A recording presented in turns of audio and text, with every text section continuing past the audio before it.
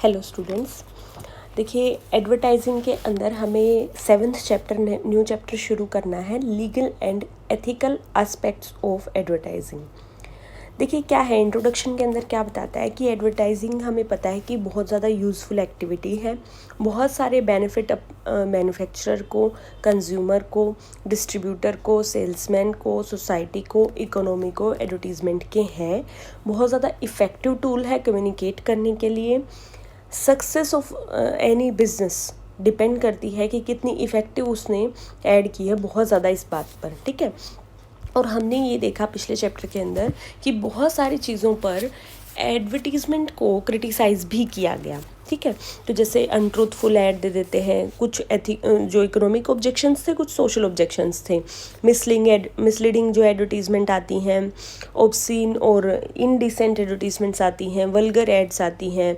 तो इनके लिए कौन रिस्पॉन्सिबल है, किस तरीके से आप इसको ठीक कर सकते हो, तो वो चीज़ें यहाँ पर देखनी ज़रूरी है।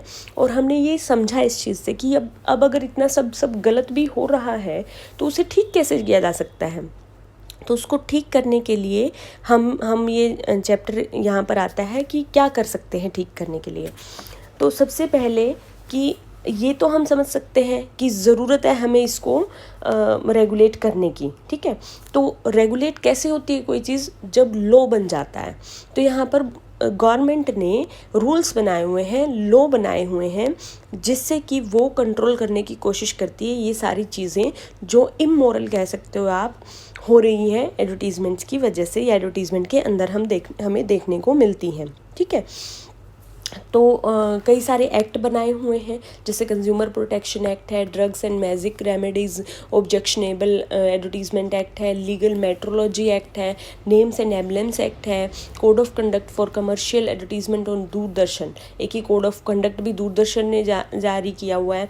तो ये सारी चीज़ें हैं। इसके अलावा advertising standard council of India एक जो है ऑर्गेनाइजेशन है, जिसने एथिकल ग्राउंड्स पर कुछ नॉर्म्स बनाए हुए हैं कि जो सभी एडवर्टाइज़र्स को फॉलो करने हैं, ठीक है। ये एडवर्टाइज़र के लिए भी फ़ायदेमंद है लॉन्ग टर्म में, और एडवर्टाइजिंग के लिए, एडवर्टीज़मेंट्स के लिए सबसे ज़्यादा फ़ायदेमंद है। क्योंकि अगर ये सब नहीं हुआ, ये सब चीज़ें जो हो रही हैं ये ठीक नहीं हुई, तो लोगों का जो विश्वास है एडवर्टीज़मेंट में वो नहीं रहेगा फिर, ठीक है। तो उसका जो मेन पर्पज़ है कि लोगों को ये बताना कि ये प्रोडक्ट है और इस तरीके से ये इस्तेमाल किया जा सकता है, ये फ़ायदा देगा आपको। जब लोगों को विश्वास ही नहीं होगा अगर, तो उस चीज़ का कोई फ़ायदा ही नहीं रहेगा। जो सारे फ़ायदे हैं वो कुछ भी फ़ायदा नहीं मिलेगा, सिर्फ कॉस्ट लगेगी अगर हम ऐसे ही चलते रहेंगे, ठीक है। तो इसलिए ये समझना ज़रूरी है कि कैसे कंट्रोल करेंगे, ठीक है। तो पहला यहाँ पर आता है पॉइंट, इसके बाद नीड फॉर रेगुलेटिंग एडवर्टाइजिंग। क्यों ज़रूरत है हमें एडवर्टीज़मेंट को रेगुलेट करने की। देखो पहली बात तो ये कि 5th वर्ल्ड की सबसे बड़ी इंडस्ट्री है एडवर्टीज़मेंट, ठीक है। तो अब अगर हम इसको अपनी ज़िंदगी से हटा दें तो वो तो बात नहीं बनेगी। एडवर्टीज़मेंट जो है वो हमारी लाइफ का एक बहुत ही इम्पोर्टेंट हिस्सा बन चुका है। चाहे टीवी पर देख लो, न्यूज़पेपर में, मैगजीन्स में, रेडियो, इंटरनेट, हर जगह पर हम एड्स देखते हैं, ठीक है। और अच्छी चीज़ भी है क्योंकि इन्फॉर्मेशन हमें यहाँ से मिलती है। तो लेकिन यहाँ पर कुछ हमने पढ़ा है कि ऑब्जेक्शंस आए हैं कि ऐड के ऊपर, ठीक है, जो अगेंस्ट में बात आ रही है एड्स के लिए। तो यहाँ पर कुछ इस तरीके से हमें करना पड़ेगा जिसके ज़रिए हम जो है ये जो हार्मफुल इफ़ेक्ट्स हैं ऐड के, या जो डिसएडवांटेज आ रही हैं हमारे सामने, इनको हटा सकें, ठीक है। तो गवर्नमेंट ने नीड महसूस की कि रेगुलेशन की ज़रूरत है कुछ रीज़न्स की वजह से। क्या थे वो रीज़न? पहला रीज़न है कंज्यूमर को बचाना है अनफेयर ट्रेड प्रैक्टिसेस से। दूसरा रीज़न है एडवर्टीज़मेंट का जो वॉर शुरू हो जाता है कि एक ब्रांड ने ऐड की, फिर दूसरा आ रहा, तीसरा आ रहा, चौथा आ रहा, और फिर वो बार बार एक ने ऐड किए तो दूसरा ज़रूरी कर रहा है, जैसे पेप्सी कोक का हमने एग्जाम्पल किया था। तो ये ऐड वॉर जो है एक्सेसिव हो जाता है अगर, तो उसको चेक ऑन करने के लिए ज़रूरत है। तीसरा है अनट्रूथफुल और डिसेप्टिव एड्स को रोकने के लिए ज़रूरत है कि रूल्स बनाए जाएं, ठीक है। इसके बाद नेक्स्ट आता है यहाँ पर देखिए क्या है, सोशल इविल्स जो है हमारे जैसे कल्चर डिस्टोर्ट होता है, हमने पढ़ा है, उसको रोकने के लिए है। इसके अलावा किसी की डिग्निटी पर बात ना आए, चाहे वो एजड पर्सन्स हो या फिर वुमेन हो, उनकी डिग्निटी डिग्रेड नहीं होनी चाहिए, ये चीज़ को इंश्योर करना है। प्रोहिबिटेड प्रोडक्ट्स जो हैं, जिनको ये बोला हुआ है कि इनकी एड्स करनी ही नहीं, फिर भी उनकी एड्स आ तो नहीं रही है, इस चीज़ को इंश्योर करना है। इसके अलावा कि कुछ अंडरवेट प्रोडक्ट्स तो नहीं मार्केटर जो है बेच रहे हैं, ऐड कर करके मार्केट के अंदर की ऐड में कुछ दिखा रहे हैं उसका वेट, और एक्चुअल उसका वेट वो नहीं है, कुछ ऐसा तो नहीं कर रहे हैं। इसके अलावा ऐसा इंश्योर करना कि ऐड जो है कोई हिंड्रेंस नहीं क्रिएट कर रही है रूटीन लिविंग में, जैसे कि लाउड स्पीकर्स में ऐड करने लग गए, वल्गर पोस्टर्स लगा दिए, और जो है पेंटिंग बना दी कहीं पर भी, किसी की भी बिल्डिंग पर। तो ये सारी चीज़ें एक न्यूसेंस क्रिएट कर देती हैं किसी की भी लाइफ में, तो ये नहीं होना चाहिए, ये इंश्योर करना है। इसके अलावा ये इंश्योर करना है कि जो कोड ऑफ कंडक्ट है एडवर्टाइज़र के लिए वो फॉलो करें, किए जाएं एडवर्टीज़मेंट्स में, वो इंश्योर करना है। इसके अलावा फाइनेंशियल एड्स जो आती हैं उसके अंदर रिस्क फैक्टर को बताया जा रहा है या नहीं, ये चीज़ को इंश्योर करना है ताकि इन्वेस्टर को प्रोटेक्ट किया जा सके। ठीक है। इसके अलावा कोई दवाइयों का तो नहीं कोई ऐड आ रही जो कि डॉक्टर के रिकमेंडेशन पर दी जानी चाहिए और आप ऐड कर रहे हो उसकी, ठीक है, तो वो नहीं होनी चाहिए। इसके अलावा इंश्योर करना है कि किसी कास्ट, क्रीड, रेस, रिलीजन या कम्युनिटी के अगेंस्ट तो नहीं कोई ऐड आ रही है। इसके अलावा ये इंश्योर करना है कि जो हम ऐड कर रहे हैं उसकी वजह से दूसरे देशों के साथ हमारे फ्रेंडली रिलेशनशिप्स जो हैं उनके ऊपर तो नहीं कोई फ़र्क पड़ रहा।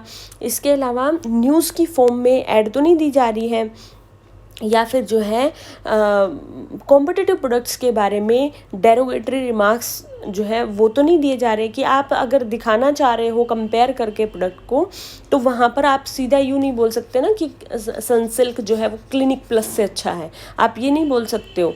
ट्रू फैक्ट्स ही बताने हैं और ऐसे किसी प्रोडक्ट का आप नाम लेके कंपेयर नहीं कर सकते, ठीक है। तो वो चीज़ें यहाँ पर इंश्योर करनी है। इसके लिए ज़रूरी है कि कुछ रूल रेगुलेशन बनाए जाएं। तो पहले यहाँ पर बात करते हैं हम लीगल रेगुलेशंस या लीगल कंट्रोल ऑन एडवर्टाइजिंग। आज एडवर्टाइजिंग जो है काफ़ी सारे लीगल रिस्ट्रिक्शंस को फेस कर रही है। गवर्नमेंट ने कंज्यूमर मूवमेंट के तहत जो है फोर्स आई गवर्नमेंट के ऊपर कि भाई रेगुलेट किया जाए एडवर्टीज़मेंट को, क्योंकि ये कंज्यूमर के हित में था, ठीक है। तो लीगल रिस्ट्रिक्शंस और रेगुलेशन जो है वो इन्फोर्स कर दी चेक करने के लिए डिसेप्टिव और मिसलीडिंग एडवर्टीज़मेंट्स को। ऑन 1 अगस्त 1984 में MRTP एक्ट में अमेंडमेंट की गई और अनफेयर ट्रेड प्रैक्टिसेस को इसी के अंदर कवर कर लिया, ठीक है। और मेन ऑब्जेक्टिव यही था कि कोई डिसेप्टिव और मिसलीडिंग एडवर्टीजमेंट्स जो हैं वो ना आए, क्योंकि ये पब्लिक इंटरेस्ट में नहीं होती। इसके अलावा फिर 1986 में कंज्यूमर प्रोटेक्शन एक्ट आया, कंज्यूमर को प्रोटेक्ट करने के लिए है। 87 में गवर्नमेंट ने कमर्शियल एडवर्टीजमेंट जो दूरदर्शन पर आती हैं या दूरदर्शन के लिए इन्होंने क्या क्या की उसके लिए एक एक्ट पास कर दिया। इसके अलावा drugs and magic remedies objectionable advertisement act बना हुआ है। Indecent representation of women act बना है। Standard of weights and measure act बना है। ये सारी चीज़ें जो है कंज्यूमर के इंटरेस्ट को प्रोटेक्ट करने के लिए बनी है। तो अब हम इनको थोड़ा डिटेल में पढ़ेंगे। पहला जो है legal regulation on unfair trade practice. जैसा कि हमने अभी ऊपर बात की थी कि अनफेयर ट्रेड प्रैक्टिसेस को MRTP एक्ट के कंट्रोल में जो है ले आया गया। इसके अंदर होता क्या है, जो डिसेप्टिव एडवर्टीजमेंट्स आती हैं उनको इमीडिएटली जो है विड्रॉ करना पड़ेगा और रिपीट आप उसको फ्यूचर में नहीं दिखा सकते, और क्लैरिफिकेशन मांगे जाएंगे कि क्यों आपने इस तरह की ऐड दिखाई, झूठे दिखावे वाली ऐड दिखाई है। अगर कंज्यूमर को चीट किया गया है ऐसा करके या कुछ डैमेज हुआ है कंज्यूमर का, तो उससे प्रोटेक्ट करने की कोशिश की जाएगी उसको। तो 2002 में ये एक्ट जो है वो हो गया था। रिपील कर दिया गया था या अबोलिश कर दिया गया था, फिर आ गया था इस चीज़ को फिर जो है कंज्यूमर कोर्ट्स में बाद में देखा जाने लगा था कंज्यूमर प्रोटेक्शन एक्ट के तहत। ठीक है, ये होता क्या है अनफेयर ट्रेड प्रैक्टिस, ये तो हमने पढ़ लिया, लेकिन यहाँ पर थोड़ा सा एग्जांपल की उससे हमें पता लग जाएगा यहाँ पर कि कुछ चीज़ें बताई हैं ये अनफेयर ट्रेड प्रैक्टिसेस होती हैं। पहला है फॉल्सली रिप्रेजेंट करना गुड्स और सर्विसेज को, पर्टिकुलर स्टैंडर्ड बताना, उनकी कोई क्वालिटी ग्रेड या मॉडल बताना जबकि वो वैसी ना हो। दूसरा है फॉल्सली रिप्रेजेंट करना सेकंड हैंड गुड्स को रिनोवेट करके और नई बताकर बेचना। इसके अलावा फॉल्सली रिप्रेजेंट करना गुड्स को पर्टिकुलर स्पॉन्सरशिप के तहत आप बेच रहे हो या यहाँ इस चीज़ की अप्रूवल हमें मिली हुई है, कुछ इस तरीके से दिखाना जबकि आपको ऐसी कोई अप्रूवल नहीं मिली हुई है। इसके अलावा फॉल्स और मिसलीडिंग क्लेम करना यूज़फुलनेस के बारे में प्रोडक्ट की, कि क्लेम करना कि भाई हमारे पास ये डॉक्यूमेंट्स हैं, ये लेबोरेटरी टेस्टेड है, इस तरीके से बोलना जबकि ऐसा कुछ हुआ ही नहीं है। इसके अलावा कोई गारंटी देना परफॉर्मेंस की या लाइफ ऑफ प्रोडक्ट की, कितनी लेंथ इतना चलेगा जबकि इसके लिए कोई प्रॉपर टेस्ट नहीं हुआ है। इसके अलावा मिसलीडिंग डिस्काउंट स्कीम्स जो है वो दिखाना जिससे कि कस्टमर को अट्रैक्ट कर लें आप और बाद में आप उसको चीट करें। ठीक है, ये है। इसके अलावा government approved, government supported, government sponsored या सर्टिफाइड शब्द लिखना जबकि एक्चुअल में ऐसी कोई अप्रूवल आपके पास ना हो।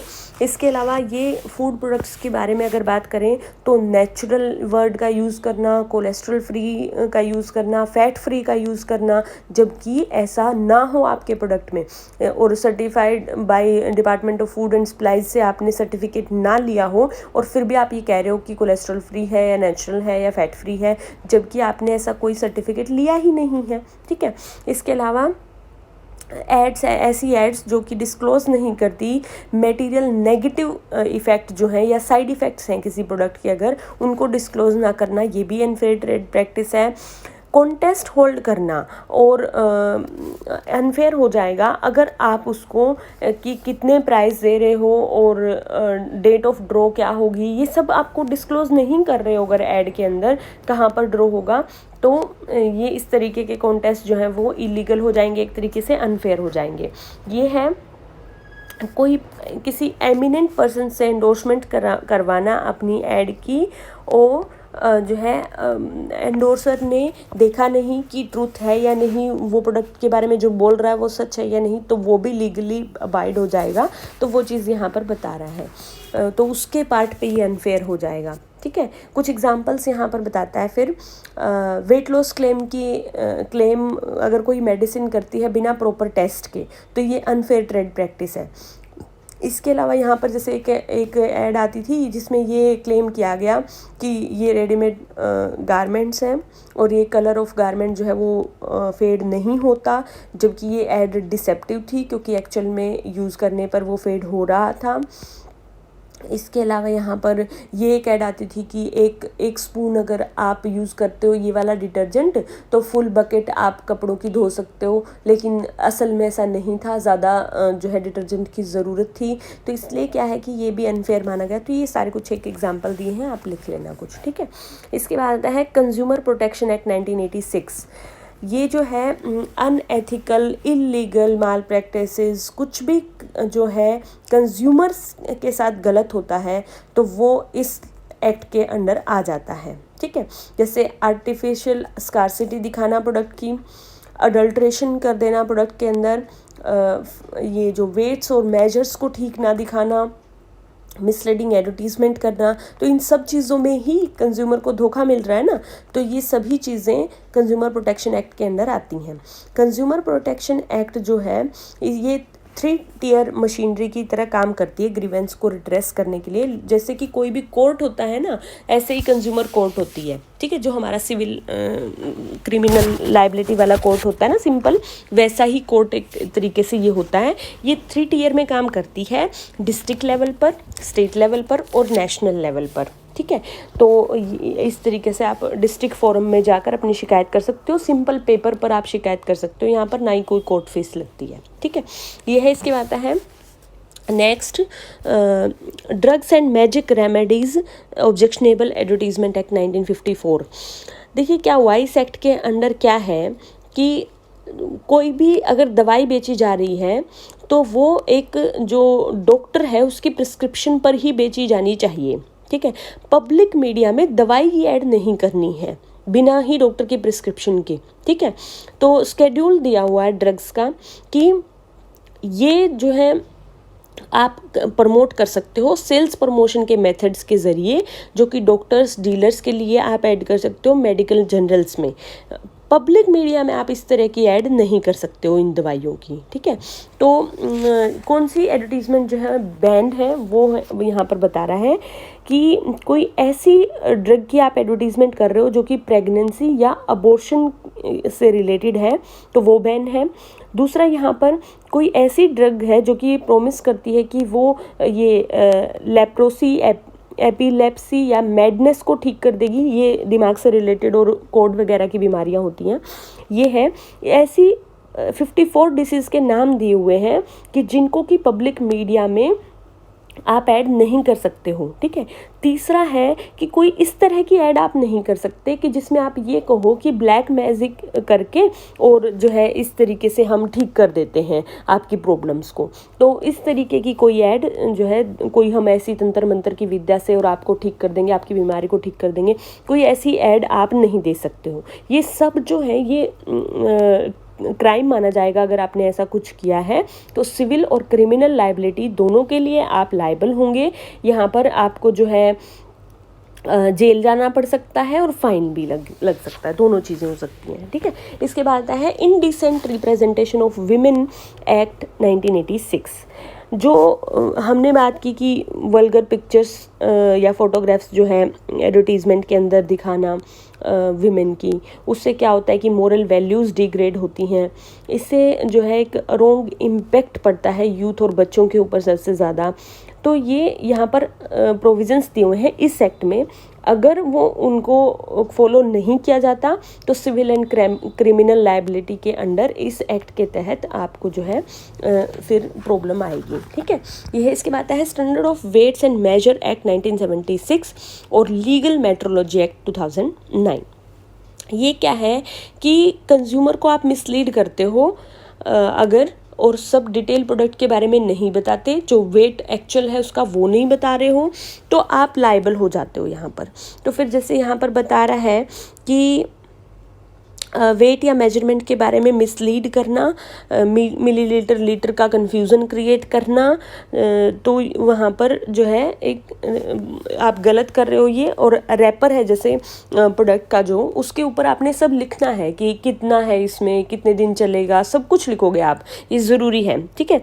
इसके अलावा यहाँ पर कहता है वेट से संबंधित जो समस्याएं आती हैं उसको ठीक करने के लिए ये एक्ट बना है। यहाँ पर एग्जाम्पल से अच्छे से समझ आएगा आपको। क्या कहता है कि जैसे गोविंद देसी घी है, उसको पैक किया गया लीटर की फॉर्म में। घी हमेशा आता है किलोज की फॉर्म में या ग्राम्स की फॉर्म में, ठीक है। तो कोई ये सोचेगा नहीं ना कि भाई ये लीटर की फॉर्म में आएगा घी, कौन सोचेगा? कोई भी कंज्यूमर नहीं सोचेगा ये चीज़। तो इसलिए यहाँ पर क्या है कि इन्होंने क्या किया, लीटर की फॉर्म में कर दिया। तो यहाँ पर उसको मेंशन करना पड़ेगा कि आप 1 लीटर कितने ग्राम्स के इक्विवेलेंट है, क्योंकि सब लोग जो है वो ग्राम्स में या फिर किलोग्राम्स में घी को लेकर चलते हैं, कोई लीटर में घी को लेकर नहीं चलेगा। कोई सोचेगा ही नहीं कि लीटर में होगा, तो मिसलीड हो जाएगा ना वो पर्सन। 1 लीटर को वो तो 1000 ग्राम भी सोच सकता है, ठीक है। तो लेकिन यहाँ पर ऐसा होता नहीं है। तो यहाँ पर 1 litre is equal to 898 grams, ये उसको लिखना होगा। तो वो चीज़ है। इसके बाद है securities exchange board of India act 1992।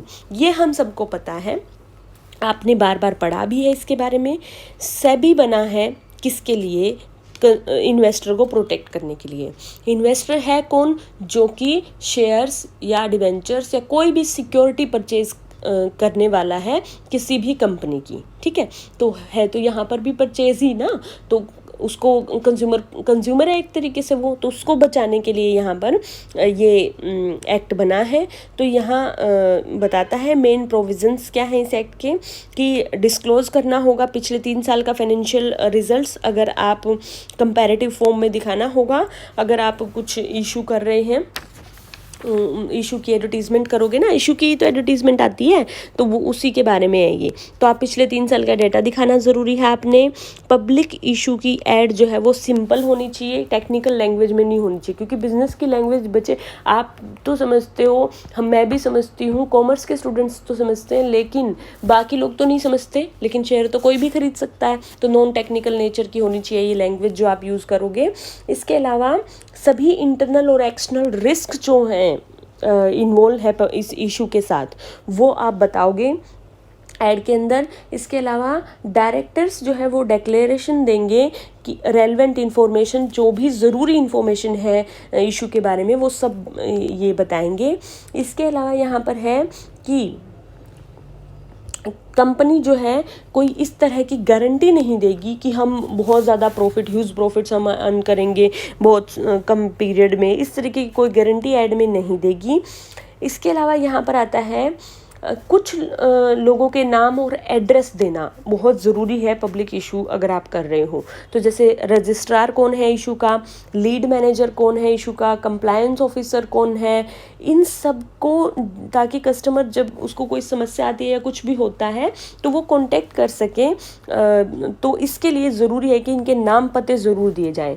इसके अलावा यहाँ पर आता है पब्लिक इशू की जो ऐड है वो प्रिंट मीडिया में दी जानी चाहिए, और उसके अंदर कोई मॉडल वगैरह का फ़ोटो ना हो। जैसे कि आप ऐड कर रहे हो किसी भी कंपनी की और साथ में वहाँ पर कैटरीना कैफ की आपने फ़ोटो लगाई हुई है, तो इस तरीके से नहीं करना है, आपने किसी मॉडल की फ़ोटो नहीं लगानी।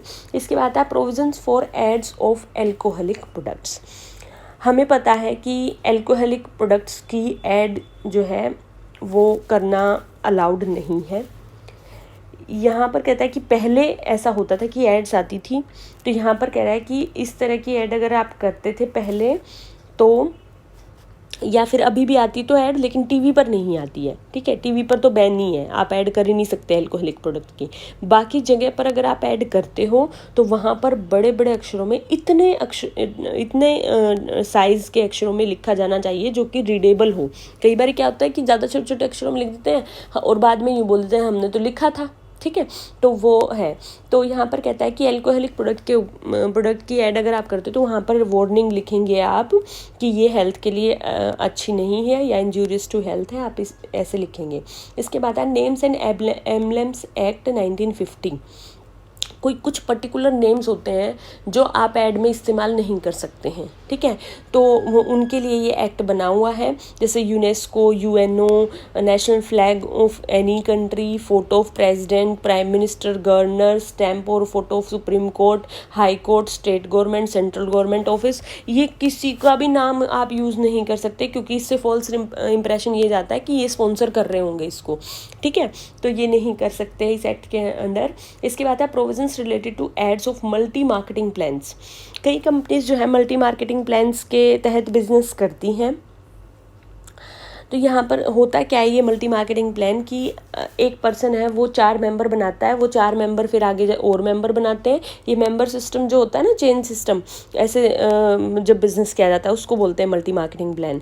अब मल्टी मार्केटिंग प्लान जो है उसकी पब्लिक मीडिया के अंदर आप ऐड नहीं कर सकते हो, ठीक है, ये जो है प्रोहिबिटेड है। इसके बाद नेक्स्ट आता है code for commercial advertising on Doordarshan. ये कोड जो है पास हुआ था 1987 में पार्लियामेंट के अंदर। इसमें 33 डूज एंड डोंट्स बताए हुए हैं एडवर्टाइज़र के लिए। इसका एम ये है कि एडवर्टीज़मेंट्स जो है वो लॉ के हिसाब से चलें और एक कोड ऑफ कंडक्ट जो है वो फॉलो किया जाए। क्या है ये कोड ऑफ कंडक्ट, यहाँ पर डूज एंड डोंट्स जो है कुछ एक बताए हैं। क्या है वो, किसी कास्ट, क्रीड, नेशनैलिटी के अगेंस्ट नहीं होनी चाहिए आपकी ऐड। इसके अलावा लोगों को क्राइम करने के लिए एक्साइट कर दे ऐसी ऐड नहीं होनी चाहिए। इसके अलावा यहाँ पर न्यूज़ की फॉर्म में ऐड नहीं होनी चाहिए। National emblem, national flag, national leader, state dignitary, इनके नाम नहीं होने चाहिए ऐड में। इसके अलावा रिलीजियस, पॉलिटिकल या इंडस्ट्रियल डिस्प्यूट क्रिएट करे ऐसी ऐड नहीं होनी चाहिए।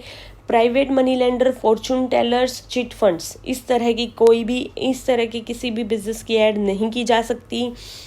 इसके अलावा विमेन को पैसिव या सबमिसिव रोल में आप दिखाओ, हमेशा स्टीरियोटाइप कर दो उसके रोल को, ये गलत चीज़ है, ये नहीं करना है। इसके अलावा हाईलाइट गारंटी को हाईलाइट नहीं करना है ऐड के अंदर। और अगर आप कोई गारंटी दे रहे हो तो उसके लिए आपको पहले डायरेक्टर जनरल ऑफ दूरदर्शन को इंस्पेक्शन करेंगे। पहले इनके पास आप लेके जाओगे और बताओगे कि हम ऐसी गारंटी दे रहे हैं। जब ये पास करेंगे उसके बाद ही दिखा सकते हो आप ऐसी ऐड। इसके बाद आता है किसी कॉम्पिटिटिव प्रोडक्ट के बारे में कुछ ख़राब नहीं बोलना है आपने ऐड के अंदर। इसके अलावा कुछ वायलेंस एक्सेसिव जो है, जैसे ये गन फायर हो रहा है या कहीं बम रख दिया है, इस तरीके की एड्स नहीं दिखानी है। मोरल डिसेंसी ऐड के अंदर होनी चाहिए। आपको भी पता है कि आपको क्या दिखाना चाहिए, तो ये कह रहा है कि उस चीज़ को कंसीडर कीजिए आप, कि यूँ कुछ भी मत दिखाइए आप ऐड के अंदर, ठीक है। तो ये है। इसके अलावा जो हमारी the information and broadcasting ministry है, वो डायरेक्ट करती है टेलीविज़न चैनल्स को कि इस कोड ऑफ कंडक्ट को अगर आपने फॉलो नहीं किया तो आपको दिक्कत आएगी। तो सभी चैनल्स को ये कोड ऑफ कंडक्ट जो है वो फॉलो करना होता है। इसके अलावा यहाँ पर कहता है कि लोकल लेवल पर भी, डिस्ट्रिक्ट लेवल पर जो है मॉनिटरिंग कमेटी बनाते हैं स्टेट गवर्नमेंट। जो प्राइवेट सैटेलाइट के ज़रिए चैनल्स, जो हमारे लोकल केबल चैनल्स होते हैं ना, कि वो भी वॉयलेट ना करें इस तरह के रूल रेगुलेशंस को, ये देखना है। इसके बाद है कंट्रोल ऑफ म्यूनिसिपैलिटी और आउटडोर एडवर्टाइजिंग। जो आउटडोर एडवर्टीजमेंट्स होती हैं उनके ऊपर कंट्रोल होता है म्यूनिसिपैलिटी का। अगर आप कुछ भी पोस्टर लगा रहे हो, कहीं पर कोई बैनर लगा रहे हो, तो उसके लिए म्यूनिसिपैलिटी अथॉरिटीज़ से परमिशन लेनी पड़ेगी आपको। ये इसके लिए है कि कोई वल्गर या कुछ ख़राब जो है वो एडवर्टीज़मेंट, उसका कोई पोस्टर वगैरह या आउटडोर एडवर्टीज़मेंट ना लगी हो, इस चीज़ के लिए है। तो ये परमिशन नहीं देंगे ना म्यूनिसिपैलिटी अथॉरिटी वाले इस तरह की चीज़ों की, इसलिए ये है। इसके बाद आता है 12th पॉइंट, वो क्या है, legal regulation on tobacco advertisements. मई 2004 में गवर्नमेंट ने टोबैको एडवर्टीजमेंट्स के ऊपर बैन लगा दिया था कि पॉइंट ऑफ परचेज के टाइम पर ही आप एडवर्टीजमेंट कर सकते हो, उसके अलावा कोई भी इस तरह के प्रोडक्ट की आप ऐड नहीं करेंगे, ठीक है। और एक और चीज़ कि जो नॉन टोबैको प्रोडक्ट्स को सेम ब्रांड नेम देकर बैकडोर एंट्री करके आप ऐड करते थे, वो भी बंद कर दी, उसको भी मना कर दिया। तो ये कई सारे एग्जाम्पल यहाँ पर बताता है इसी उसमें, कि जैसे red and white cigarette manufacturer जो है वो red and white bravery awards देते थे, इनकी एडवर्टीज़मेंट बंद करवा दी। व्हील्स ब्रांड वाले जो हैं ये स्पॉन्सरशिप करते थे, उनकी वो ऐड बंद करा दी। तो ये सारी चीज़ें यहाँ पर की हैं। 2008 में ये हुआ था, एक बहुत अच्छा स्टेप था ये। जो पब्लिक प्लेसेस हैं वहाँ पर सिगरेट और टोबैको प्रोडक्ट्स जो हैं आप नहीं यूज़ कर सकते। एक और चीज़ की है यहाँ पर कि जो स्मोकिंग किल्स ऐसा लिखना है, या smoking is injurious to health है, ऐसा लिखना है इस तरह के प्रोडक्ट पर। और आपको पिक्चर की फॉर्म में ये दिखाना भी है कि ये कितना नुकसान कर सकती है आपको। जैसे अगर एक सिगरेट का पैकेट आता है ना, तो वो जो जितना भी पार्ट है ना, उसका कम से कम 50% पार्ट पर तो आपने यही लिखना है कि ये बिल्कुल ख़राब चीज़ है और ये स्मोकिंग किल्स है, वो पिक्चर की फॉर्म में वहाँ पर पिक्चर लगाने की ये नुकसान करती है, ठीक है। तो ये है 2 अक्टूबर 2008 को ये जो है पब्लिक प्लेसेस पर स्मोकिंग को बंद कर दिया गया था, ठीक है। ये इसके बाद है legal regulations on tele marketing mobile phone advertisements. एक ये भी हुआ कि टेलीफोन सर्विस प्रोवाइडर्स जो हैं वो प्रमोशनल कॉल्स बहुत सारी आती थी, मैसेजेस बहुत सारे आते थे पहले, क्या पता किस टाइम, ना टाइम देखते थे, किसी भी टाइम जो है ये प्रोडक्ट बेच रहे हैं हम, वो प्रोडक्ट बेच रहे हैं हम, इस तरीके की ऐड जो है वो करते थे। तो उसके लिए ये चीज़ की डू नॉट कॉल मैसेज, इस आप ये मैसेज भेज सकते हो, उसके 45 दिन के अंदर जो है आपके पास ऐड आनी बंद हो जाती हैं। और उसके बाद भी अगर आपके पास ऐड आती है तो जो डिफ़ॉल्ट पर होता है, जो टेली मार्केटर है उसको डिस्कनेक्ट भी कर दिया जाता है, कई बार टेलीकम्युनिकेशन सर्विस उसकी बंद भी कर दी जाती है। तो वो जो है ये थी हमारे लीगल पार्ट जो है, जो हमने रूल रेगुलेशंस बनाए हुए हैं गवर्नमेंट ने कि भाई इस तरह की एड्स ना आए।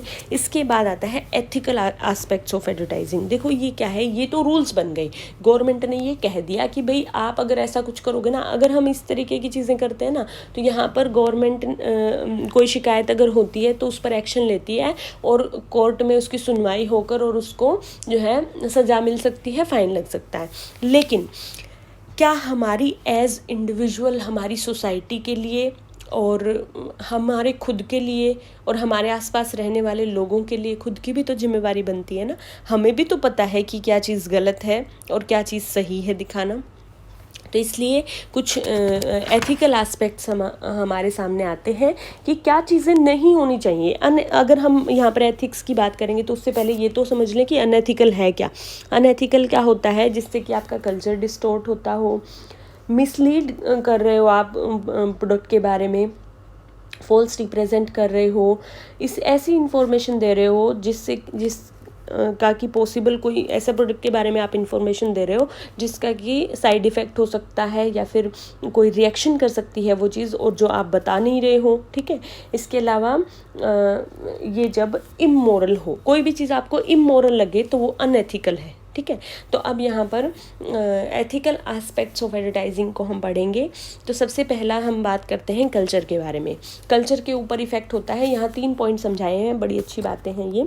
देखो पहला क्या है, फूड हैबिट्स। हम देखते हैं एक्सेसिव एडवर्टीजमेंट की वजह से जंक फूड बहुत ज़्यादा हम खुद भी, बच्चे भी खाने लग गए हैं। ठीक है, तो जो हमारा कल्चर है वो तो ये न्यूट्रिशन वाली चीज़ें खाने के लिए ही हमें मोटिवेट करता था ना। अब हमारे बड़े तो हमें यही कहते हैं कि दूध पियो, ग्रीन वेजिटेबल्स खाओ, चपाती खाओ, राइस खाओ। ठीक है, लेकिन हमें क्या अच्छा लगता है, बर्गर अच्छा लगता है, पिज़्ज़ा अच्छा लगता है, ब्रेड्स अच्छे लगते हैं। ये हमारी फूड हैबिट्स बन गई हैं। तो हम बच्चे और यूथ जो है ये हमारी फूड हैबिट्स अब बन चुकी हैं। तो ये एक अच्छा इफेक्ट जो है कल्चर के ऊपर नहीं माना जा रहा। इसके बाद सेकेंड पॉइंट आता है कॉस्ट्यूम स्टाइल। कॉस्ट्यूम स्टाइल्स की बात करें अगर हम, तो एड में हम देखते हैं कि मॉडल ने ये वाले कपड़े पहने हैं, अरे जो है वो वल्गर ड्रेसेस होती हैं, उसने पहनी है तो भाई मैं भी पहनूंगी। तो इस तरीके से भी क्रिटिसाइज़ किया गया है कि हमारा कल्चर ऐसा नहीं है कि शो ऑफ किया जाए बॉडी को। तो इसलिए जो है क्रिटिसाइज़ किया गया है वेस्टर्न, क्योंकि हमारे देश के हिसाब से वो वल्गर स्टाइल माना गया है, तो वो अच्छा नहीं माना जा रहा। इसके अलावा आता है रॉन्ग प्रोडक्ट पोजिशनिंग, कि कुछ एडवर्टीजमेंट्स में पर्सनैलिटीज़ को इस तरीके से स्टेटस को, प्रेस्टीज को ऐड कर दिया जाता है, इस तरीके से सिम्बोलाइज़ किया जाता है कि अगर जैसे आप ये वाली सिगरेट पी रहे हो तो आप का एक स्टेटस बनता है, या आप वाइन पी रहे हो या विस्की पी रहे हो तो ऐसा स्टेटस बनता है। लेकिन हमारा कल्चर तो ऐसा नहीं कहता ना। तो जैसे यहाँ पर एक एग्जाम्पल बता रहा है कि वाइफ को जो है एक प्रेस्टिजियस फॉर्म में फील करते हुए दिखाया हुआ जब उसके हस्बैंड ने जो है विस्की पी। तो ठीक है, लेकिन हमारा कल्चर क्या ऐसा कहता है? तो ये चीज़ तो नहीं है। हमारे घरों में तो ऐसा नहीं होता। अगर किसी के हस्बैंड या ब्रदर या फादर अगर वाइन पीते हैं या शराब पी रहे हैं अगर, तो क्या कोई वुमेन उसको ये कहेगी कि हाँ बहुत अच्छा फील करेगी उसके बारे में? हमारा कल्चर तो ये नहीं कहता कि वो अच्छा फील करेगी। तो वो चीज़ अगर आप दिखा रहे हो ऐड में, तो ये तो हमारा कल्चर है ही नहीं, तो गलत इफेक्ट जा रहा है ये तो। इसके बाद आता है लैंग्वेज, इंडिसेंट लैंग्वेज का इस्तेमाल करना ऐड के अंदर। तो क्या होता है कि जैसे छोटे बच्चे हैं, उनको पता नहीं होता, वो ऐड में जो देख रहे हैं वो वही बोलने लग जाते हैं, उनको पता नहीं है कि ये क्या वर्ड है, इनके क्या मतलब है। तो इंडिसेंट लैंग्वेज जो अगर आप इस्तेमाल करो, हमारी लैंग्वेज तो बहुत ही अच्छी और साफ़ सुथरी है, तो इसलिए जो है हमारा कल्चर इससे डिस्टॉर्ट हो रहा है। तो अगर ऐसा हो रहा है तो ये चीज़ गलत है। इसके बाद आता है undermining the position of women and aged persons. यहाँ पर क्या कहता है, कई बारी हमने पहले भी पढ़ा है कि सेक्स ऑब्जेक्ट के रूप में वुमेन को दिखाना और जो बुज़ुर्ग हैं उनको स्टीरियोटाइप की बहुत ज़्यादा डिपेंडेंट लोगों पर, मतलब अपने बच्चों पर दिखाना और इस तरीके से दिखाया जाता है। तो वो चीज़ ठीक नहीं है। देखो नावरडेज इन चीज़ों में चेंज हो गया है कि जैसे जो वुमेन है उसको डॉक्टर या डाइटिशियन दिखाया जाता है, या एक अच्छी जो है पोजीशन में दिखाया जाता है, हम देख रहे हैं ये, ठीक है। इसके बाद है इफ़ेक्ट ऑन चिल्ड्रन, बच्चों के ऊपर बहुत ज़्यादा इफ़ेक्ट जब वो कुछ भी ऑडियो विजुअल देखते हैं तो उसका पड़ता है, या कोई भी ऐड देखते हैं तो उसी का पड़ता है, लेकिन ऑडियो विजुअल का और ज़्यादा पड़ता है, ठीक है। तो इसलिए यहाँ पर क्या है कि आप क्या दिखा रहे हो, इस चीज़ का बहुत ध्यान रखना ज़रूरी है कि आप वॉयलेंस ना दिखाओ, आप वल्गैरिटी ना दिखाओ, आप कॉन्ट्रासेप्टिव की ऐड ना करो इस तरीके से, क्योंकि उनको कुछ पता नहीं है, वो इस तरह की चीज़ें देखते हैं, उनका दिमाग जो है इतना डेवलप नहीं हुआ है अभी। तो ये चीज़ें आप मत कीजिए, ये अनएथिकल है, क्योंकि आप अपनी हमारी आगे आने वाली जनरेशन को डिस्टोर्ट कर रहे हो आप लोग, वो चीज़ ठीक नहीं है। इसके बाद आता है मोरल डिग्रेडेशन। मोरल डिग्रेडेशन जो है, जैसे कि फालतू ही कोई प्रोडक्ट में ज़रूरत भी नहीं है वहाँ पर सेक्सुअल अपील यूज़ करना, ये लीकर या जो पर्सनल प्रोडक्ट हैं जैसे कॉस्मेटिक्स वगैरह, शेविंग प्रोडक्ट के अंदर भी आप सेक्सुअल अपील यूज़ कर रहे हो, तो वो चीज़ें जो है गलत है। तो ये मोरल वैल्यूज़ को लूज़ करने वाली बात है। इसके बाद आता है मेटेरियलिज्म को प्रमोट करना। हम ये देखते हैं कि हम बहुत ज़्यादा मेटेरियलिस्टिक होते जा रहे हैं, ऐड इतनी परसुएसिव होती है कि हम जो है वो प्रोडक्ट्स भी खरीद लेते हैं जिनकी हमें ज़रूरत नहीं है। तो इसलिए उससे होता क्या है कि हमारे पास प्रोडक्ट्स तो बहुत ज़्यादा हो जाते हैं, लेकिन लेवल हमारा गिरता जा रहा है, तो बहुत ज़्यादा मेटेरियलिस्टिक होते जा रहे हैं हम। इसके बाद है promotes social evil. Social evil से जो हमारे जन्म ले रहे हैं एडवर्टीज़मेंट की वजह से, जैसे एक्सेसिव वॉयलेंस दिखाना, या फिर जो है बच्चों के ऊपर जैसे हम प्रभाव देख रहे हैं क्योंकि वो उसी को इमिटेट करते हैं, फिर तो वो एक प्रमोट कर रहे हो अगर आप, तो वो चीज़ गलत है। इसके बाद मिस अप्लाइड फैक्ट्स, कि इस तरीके से मिसगाइड करना या मिसअप्लाई करना फैक्ट्स को जो कि है नहीं एक्चुअल में, और कोई समझेगा कुछ और एक्चुअल में वो चीज़ कुछ और है। जैसे मेड इन यूएसए लिखोगे आप अगर किसी प्रोडक्ट के ऊपर, तो क्या समझेगा कोई भी, ये समझेगा ना यूनाइटेड स्टेट्स ऑफ अमेरिका में बना है। मेड इन यूके लिखेगा कोई तो क्या समझोगे आप कि यूनाइटेड किंगडम में बना, यही समझोगे ना। लेकिन ये एक्चुअल में इनके मीनिंग जो है ये यूनाइटेड सतना एसोसिएशन और उत्तरकाशी, ठीक है। तो अब कौन समझेगा ये इन चीज़ों को, तो ये गलत है। मिसअप्लाइड फैक्ट्स को मिसअप्लाइड करने वाली बात है, ये नहीं करनी है। इसके बाद है फीलिंग ऑफ इनसिक्योरिटी। जैसे हमने बात की थी कि फियर अपील को यूज़ करना, एक्सीडेंट दिखा देना और फिर यूँ कहना कि अगर आप मर गए तो आपकी फैमिली का क्या होगा, इंश्योरेंस करवा लो, तो ये चीज़ जो है गलत है। इसके बाद है backdoor popularity of brands, prohibited products और सरोगेट एडवर्टाइजिंग। यहाँ पर क्या है कि जैसे हमने बात की थी बैकडोर एंट्री हो जाती है, चलो अब तो वो बंद ही कर दी गवर्नमेंट ने ही, उसको जो है हटा दिया है, तो बैकडोर एंट्री तो हो ही नहीं सकती। तो यहाँ पर आप रीड कर लेना एक बारी, कुछ खासा सा नहीं है, वही सारे एग्जाम्पल है। इसके बाद है बेट एडवर्टाइजिंग, बिल्कुल ही गलत तरीका है। आप ये कह रहे हो कि ये तो चीज़ हमारी इतनी सस्ती है, जब प्रोडक्ट खरीदने के लिए जाता है कस्टमर शॉप के अंदर, तो वो आप यूँ कहते हो कि नहीं ये सस्ती वाली तो दूसरी थी, अब ये वाली तो इतने की है जो कि मार्केट प्राइस पर ही है। तो ये तो बिल्कुल सीधा सीधा धोखा है कस्टमर के साथ। तो इसलिए जो है ये गलत चीज़ है, ये अनएथिकल है।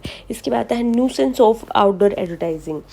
जो इनडिसेंट पोस्टर्स लगा दिए जाएं बस स्टॉप्स, बिजी मार्केट के आसपास, स्कूल्स कॉलेजेस के आसपास, नॉइसी आउटडोर एडवर्टीजमेंट करना, ये सब अनएथिकल है। दूसरे लोग उससे परेशान होते हैं। अब मान लो कोई बच्चा है, पढ़ने की कोशिश कर रहा है, आप देख रहे हो कि गलियों में बहुत ज़्यादा शोर जो है हो रहा है, कोई ऐड करते हुए लाउड स्पीकर के अंदर जो है जा रहा है, तो वो इरिटेट करता है, बच्चा पढ़ नहीं सकता और सभी को भी इरिटेट करता है, तो वो चीज़ें अनएथिकल हैं। तो ये आज के लिए इतना ही। इसके बाद कैसे कंट्रोल कर सकते हैं हम अनएथिकल एडवर्टाइजिंग को, इसके बारे में और ASCI के बारे में जो हमने अभी पीछे पढ़ा था, उसके बारे में हम आगे इस चैप्टर के अंदर नेक्स्ट वीडियो के अंदर पढ़ेंगे।